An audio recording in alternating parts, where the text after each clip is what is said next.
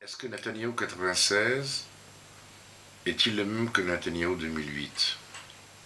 Je crois que Netanyahou 2008 défendra les mêmes positions que celui de 96, mais je crois que s'il arrive au pouvoir, il sera aussi sensible aux Américains que ses prédécesseurs. Maintenant, le problème est de savoir quelle sera la politique américaine avec un nouveau président. Et là, les choses peuvent se compliquer terriblement. Alors, revenons aussi un peu à 96. Je suis assez surpris quand même par le jugement très sévère que portent les, entre guillemets, bien entendu, alliés arabes d'Israël, notamment la Jordanie et l'Égypte, sur cette période Netanyahou.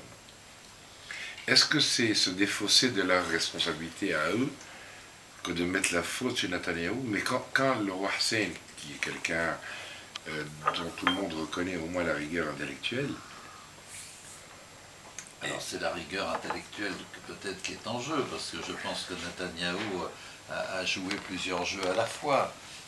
Il a joué le jeu qu'il devait jouer compte tenu du contexte, et donc sous la pression américaine, il fallait qu'il accepte de faire un certain nombre de choses, mais que par ailleurs il tenait des propos et prenait des décisions qui étaient en sens contraire.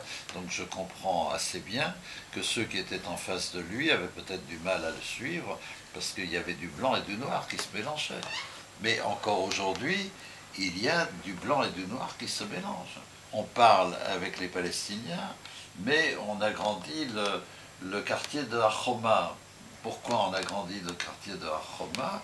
Parce qu'on veut avoir la paix pour pouvoir continuer à avoir un gouvernement. Si j'arrête de bâtir Hachoma, ça va provoquer la sortie d'un certain nombre de ministres, je n'aurai plus de majorité.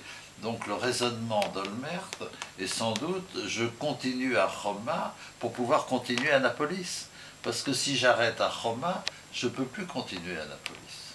Bon. Alors celui qui est en face a peut-être du mal à comprendre.